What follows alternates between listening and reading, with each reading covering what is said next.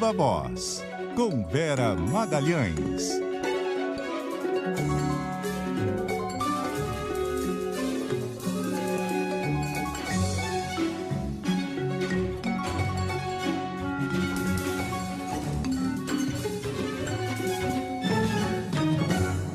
Viva Voz, Vera Magalhães, boa noite. Boa noite, Rodrigo, Carol e todo mundo que está nos ouvindo e assistindo. Oi, Vera. Vera, chegamos aí então a 400 mil mortos, como disse mais cedo. O mais triste também é que não para por aí, infelizmente. É um número que ainda vai subir. E o que levou até aqui são tantos fatores que ficaríamos o resto da noite falando. Exato, o ouvinte da CBN já foi bem aí aquinhoado com análises durante o estúdio, durante o ponto final, mais cedo também no CBN Brasil. A gente vai fazer a nossa parte aqui também e a Natália Pasternak certamente logo mais. Rodrigo, a gente vem falando disso, né, ao longo de tantos meses. A combinação de um governo que não coordenou nacionalmente a nossa resposta à pandemia e não adquiriu vacinas, que são a única forma da gente sair da pandemia de forma segura, nos trouxe até aqui. E realmente, como você disse, não para por aqui. A gente está escalando muito rápido centenas de milhares de mortes por Covid, né? A gente tinha batido 300 mil mortes há 35 dias. Levamos só 1 mês e 5 dias para que morressem 100 mil pessoas. E o ritmo não caiu muito. A gente está reabrindo as atividades na maior parte das cidades, retomando comércio, restaurantes, bares, clubes, academias, etc., sem ter baixado a curva como fizemos até novembro do ano passado. Então, muitos especialistas, a doutora Margarete Dalcomo e outros tantos, preveem que a gente pode ter uma terceira onda sem nem ter saído exatamente da segunda. Para que isso não aconteça, preciso que as pessoas redobrem os cuidados, mantenham os cuidados.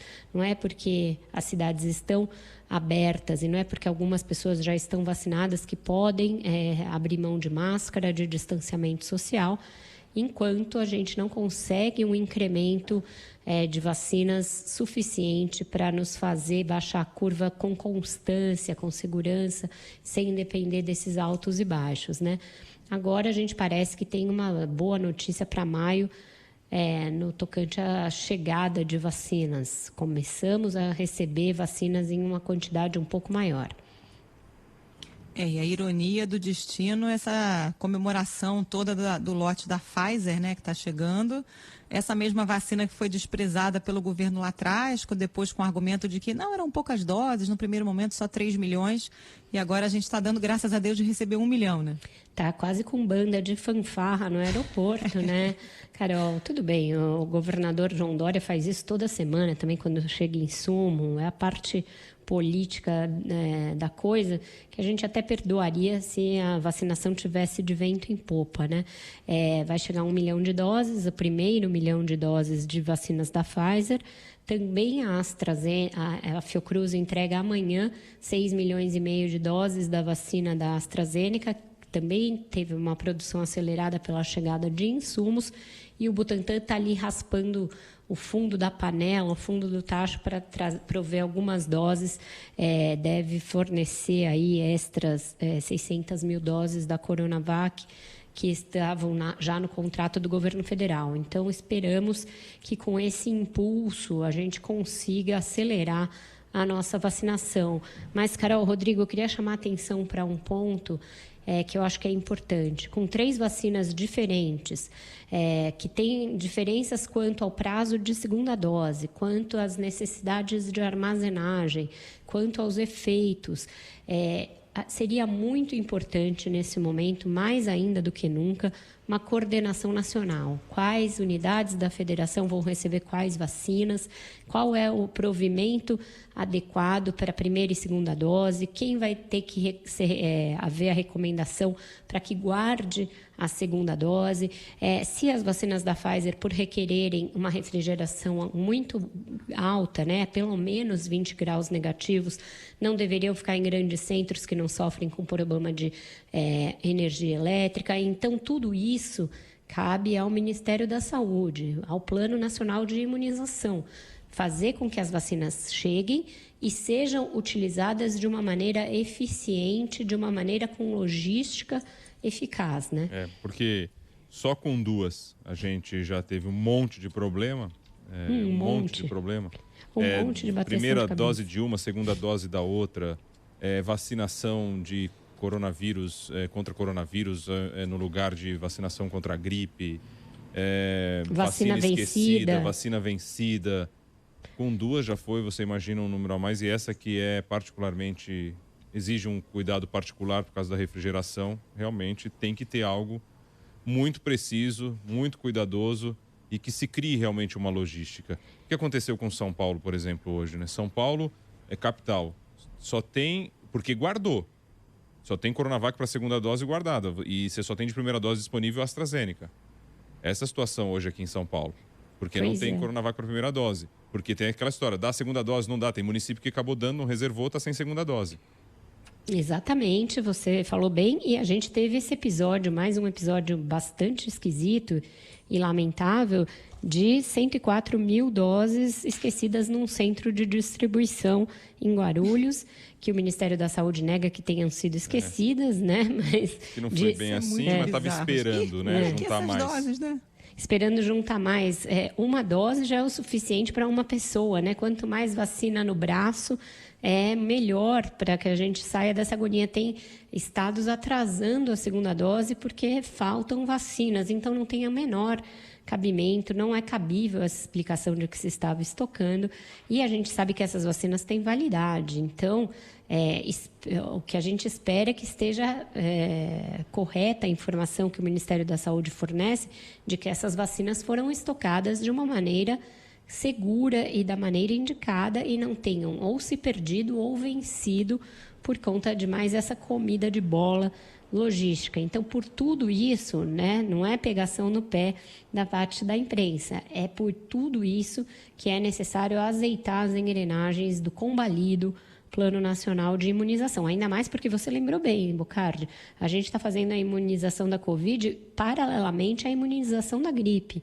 E exige um prazo entre uma vacina e a outra, e a primeira e a segunda dose, então isso tudo tem de ser muito bem cuidado e muito bem planejado. Tivemos um exemplo disso hoje, inclusive com o governador de São Paulo, João Dória. O Plano Nacional de Imunização diz que você tem que dar prioridade diante das 2 campanhas, é importante essa informação para a população. Você tem que dar prioridade para a Covid. E a gente sabe por motivos óbvios. Então, se está chegando perto da sua data de você tomar vacina, você não toma da gripe, espera para tomar da Covid, contra a Covid. Porque você tem que dar prioridade ao que diz o Plano Nacional de Imunização. O governador João Dória disse que tomou a vacina no início, nem falou o dia, no início da semana passada. Hoje abriu para 63 anos a idade dele aqui em São Paulo, ele não tomou. Mas ele não tomou a vacina porque tem que esperar as 2 semanas. Bocardi, provavelmente aí tem uma coisa política também, né? O governador quer ser imunizado com a Coronavac, que é a vacina do Butantan. Então está esperando chegar um novo suprimento de vacinas da Coronavac. E aí acho que a vacina da gripe veio bem a calhar para esse prazo que ele está se dando para tomar a vacina do Butantan. Você estava falando CPI, de logística, né? Vai lá, Carol. Não, ia falar da CPI, que aprovou alguns requerimentos importantes. Semana que vem promete, né? Semana que vem promete, Carol. A sessão de hoje já foi um bom esquenta. Teve princípios de bate-boca ali entre o senador Renan Calheiros e o senador Ciro Nogueira, tumulto, tentativas da ala governista, que é sempre minoritária e sempre muito ineficaz, de sustar alguns requerimentos. Conseguiram evitar o do Paulo Guedes, mas não deverão conseguir evitar o do ex-secretário de Comunicação, Fábio Weingarten, cuja convocação deve ser aprovada na semana que vem. O que se aprovou até agora? Convites para os ex-ministros da Saúde e para o presidente da Anvisa, em razão aí da aprovação de vacinas e dessa polêmica que está havendo atualmente entre a Anvisa e o laboratório que produz a Sputnik V.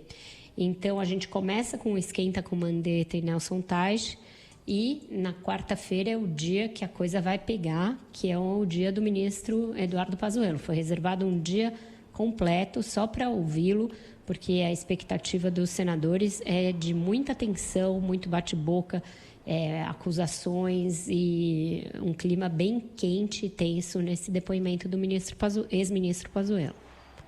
Vamos ver como é que vai ser a logística desse depoimento. Já que ele era especialista nisso, né?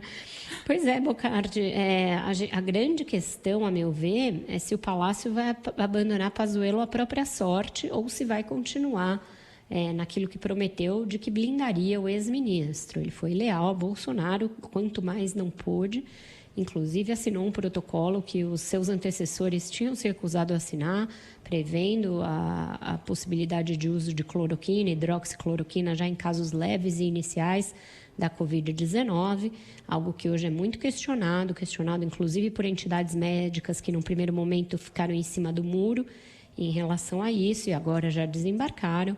Ele também tem aí um passivo na gestão do colapso em Manaus, do envio de oxigênio, etc. Então, é um depoimento que tende a pegar fogo. A gente não sabe se o ministro vai ser, ex-ministro vai ser instado pela sua defesa, pelos seus advogados, a tentar permanecer em silêncio. Os senadores acham que não há espaço para isso, que ele, uma vez colocado diante da CPI, terá de falar, mesmo porque ele já responde a um inquérito no Supremo Tribunal Federal. Então, preparem sua pipoca e assistam, porque eu acho que ali a gente vai ver passados em revista uma série dos erros que cometemos e que nos trouxeram a essas 400 mil mortes.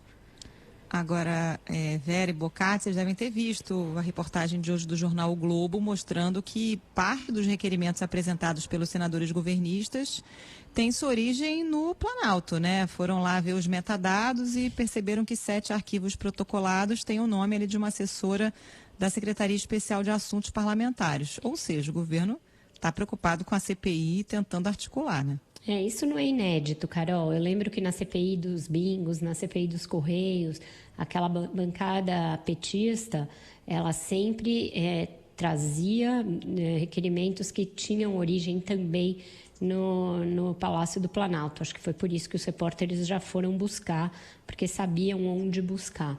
Isso é bastante comum, eu me lembro de vários requerimentos e mesmo falas de senadores como Ideli Salvati e outros que eram da tropa de choque governista do PT e que também vinham do Palácio, vinham da Casa Civil, vinham ali da Secretaria de Articulação Política.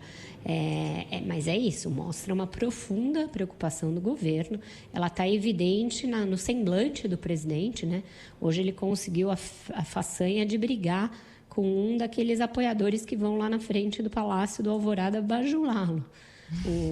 Então, agora tá brigando até com os cercados? Até com o cercadinho, até com o fã ali. O fã, coitado, só caiu na bobagem de falar o seguinte: presidente, olhe pelo Rio de Janeiro, faça alguma coisa pelo Rio.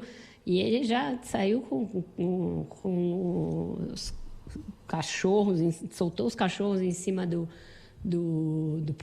pobre do militante, dizendo que ele não é presidente da República, que quem tem que cuidar do Rio são os deputados, é o governador, é o prefeito, e não sei o que tal, vocês estão aqui para me apoiar. Teve um momento de desabafo ali. Uma coisa, vocês vêm aqui, tem que vir aqui para me ajudar, não para me atrapalhar, né? Exato, vocês são pagos para quê, né? A claque tem que estar aqui, a claque não tem direito a pedir nada, é só bater palma e gritar mito. Mas é isso, isso é uma amostra bastante eloquente da maneira como o presidente imagina que devem ser avaliados os governos, ou pelo menos o dele, e que não admite crítica e não admite sequer uma cobrança bem leve de quem o apoia, né? O que mais, hein? Paulo Guedes não se deu por satisfeito em falar dos chineses e da China, soltou mais naquele padrão Guedes de verborragia? Padrão Guedes de verborragia e ele está formando uma série bastante ruim aí de o que ele pensa do ponto de vista social, né, o Rodrigo? No ano retrasado ele já tinha sido pego numa frase bizarra que era sobre as empregadas que iam para a Disney. Nessa mesma fala da China, ele soltou aquela que as pessoas querem viver até 100 anos, onde já se viu. E agora, ele, ao comentar os absurdos dos governos anteriores, do governo petista, etc., falou do FIES, que é um programa de financiamento estudantil, e que colocou até filhos de porteiros que tiram 0 na universidade. O tirar 0 aí é o de menos. Essa referência ao filho do porteiro é algo que arrepia, né? Mostra uma profundo preconceito de classe, preconceito absurdo. O filho do porteiro não pode entrar na universidade, é isso?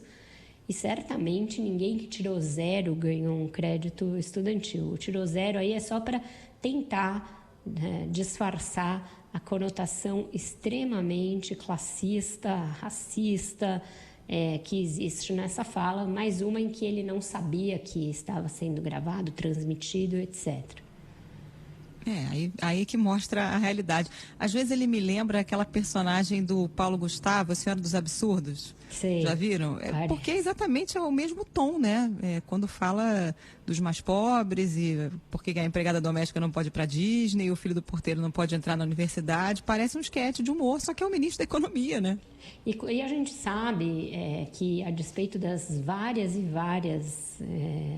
problemas que houve nos governos petistas, problemas na economia muito sérios, problemas de corrupção muito sérios, a inclusão educacional, principalmente nessa coisa do ensino superior, por meio do ProUni, por meio do FIES, foi um ganho social que nós tivemos por um bom período e que está se perdendo, assim como outros ganhos educacionais, como a universalização, por exemplo, do ensino básico, que foi fruto ali de governos FHC e depois seguiu nos governos petistas. Também essa inclusão universitária é um fator importante por meio de políticas afirmativas, de políticas de crédito, sim, porque a gente precisa partir de algum patamar quando a largada é tão diferente, a largada é tão desigual. E agora isso está se perdendo, já vinha se perdendo, e com a pandemia, então, a tendência é que a gente tenha uma tragédia educacional em todos os níveis. Então, o ministro da Economia, diante dessa possibilidade, diante da evidência de que, graças à má gestão do seu ministério, a gente não tem o censo esse ano para saber qual é a nossa situação e para gerir políticas públicas, ele solta uma frase como essa, é realmente de cair o queixo. Acabo de receber aqui também uma nota do Conselho Nacional de Saúde, do SUS Conecta, e é uma nota pública, dizendo que, com o título 400 mil vidas perdidas, o governo abandonou o Brasil e precisa pagar criminalmente. E aí a nota vem descrevendo, né, tudo o que aconteceu, acusa o governo federal de genocídio, pede apoio de órgãos internacionais, clama às forças internacionais, como a ONU, por exemplo, para que intervenham aqui no país e ajude o povo, e por aí vai. Uma nota bem dura, bem forte, neste dia que chegamos aí aos 400 mil mortos por Covid. A gente tem um tribunal internacional para crimes aí contra a humanidade, contra os direitos humanos. E o presidente Jair Bolsonaro já foi denunciado nesse tribunal, já foi denunciado também nas instâncias da ONU que cuidam disso, nos comitês. Mas esse tipo de ação, além de levar muito tempo, tem pouca consequência jurídica em solo nacional, etc. Especialistas no assunto, Bocardi, acham difícil que Bolsonaro seja condenado por um crime, por exemplo, de genocídio, porque é um crime muito específico e que leva em conta a intenção, né? Você tem de ter a intenção de exterminar populações inteiras de grupos étnicos, religiosos ou nacionais. Esse tipo de caracterização para uma pandemia seria inédito, mas tem também juristas que defendem a implicação de Bolsonaro no crime de genocídio. Isso deverá ser uma discussão aí nesses tribunais, nesses fóruns internacionais daqui para frente. No plano doméstico, a gente tem um inquérito do Supremo em curso e tem a CPI. O que tem claro, e aí é claro que o que tem claro, e aí obviamente também não vão concordar, uma parte da população não vai concordar, é a omissão, né? Omissão e crimes de responsabilidade. Esses estão patentes e eu acredito que ficarão consignados tanto no inquérito do Supremo quanto na CPI. Crimes de responsabilidade muito bem configurados, muito bem caracterizáveis por parte do ministro Pazuello, por parte do presidente Jair Bolsonaro, e isso tem de ser, sim, apurado, porque a gente deve uma resposta às famílias dessas 400 mil pessoas que perderam a vida e não precisariam perder a vida. É um vírus novo, é um vírus que, sim, mataria algumas pessoas, mataria um grupo grande de pessoas, como vem matando no mundo, mas esta morte, neste nível que a gente está vendo no Brasil, com requintes bizarros de não ter vacina, de não ter insumos, de não ter medicamentos, isso não precisava acontecer num país que tem um SUS tão estruturado, que tem uma tradição linda de vacinas e que teria tudo, tem uma economia grande, pujante, teria tudo para enfrentar isso de uma maneira melhor, se não fosse o negacionismo deliberado por parte do presidente e dos seus principais auxiliares. Na parte intencional tem o ponto do incentivo claro e aberto para os medicamentos sem comprovação científica, né? E para aglomerações, promoção de aglomerações, incentivo a aglomerações, ameaças contra governadores que promoveram medidas de distanciamento necessárias e adotadas em todo o mundo, não compra de vacinas, dúvidas sobre a eficácia de vacinas e a conveniência de se tomar vacinas, e por aí vai, né? Deboche em relação a mortes, não sou coveiro, e daí é só uma gripezinha. Então tem muita coisa para ser analisada, muita coisa concreta, são fatos, é um tipo de iniciativa que não foi vista em governo nenhum do mundo. Mesmo governos que estão enfrentando tragédias como a Índia, a gente não vê o governante agir como um fanfarrão dessa maneira. Também tem ali aspectos negacionistas, também tem um sistema de saúde muito complicado, mas esse tipo de declaração que beira o escárnio e muitas vezes o deboche, a gente não viu em outros países do mundo. Hoje a gente fecha sem música, né, gente? Sem música, não tem motivo para colocar música, nem a tentativa de atenuar nada, o silêncio acho que fala mais, né? Viva a voz, Vera Magalhães, boa noite. Boa noite, Bocardi, boa noite, Carol, até amanhã.